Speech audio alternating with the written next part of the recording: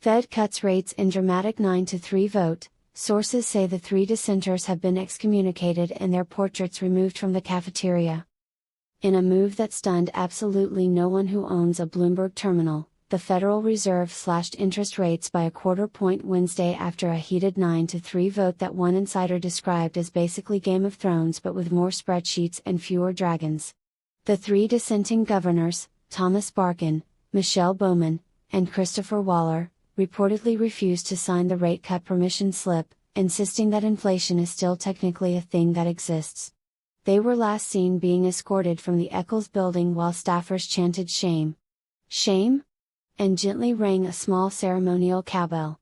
These hawkish heretics wanted to keep rates higher because of, and I quote, data, said Fed Chair Jerome Powell, rolling his eyes so hard the microphones picked it up. Frankly, we're trying to run a vibe-based economy here. The TikTok algorithm says people feel poor, so we're making money cheaper. Simple? Markets immediately celebrated by doing the exact same cocaine-fueled conga line they do every time Jay sneezes in the direction of a rate cut. The S&P 500 rose 1.8%, or as traders call it, Wednesday.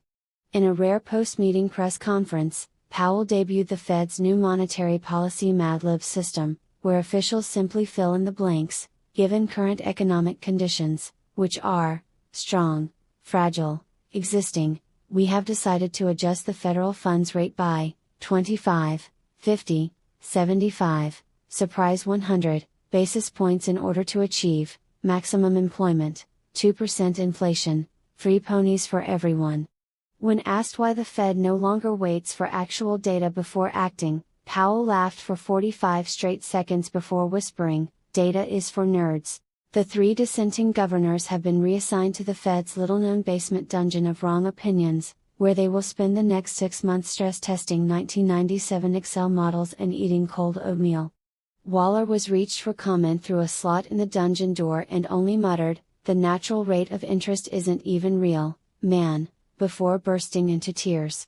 Wall Street analysts immediately upgraded their 2026 recession calls from definitely maybe to lol who cares, by calls.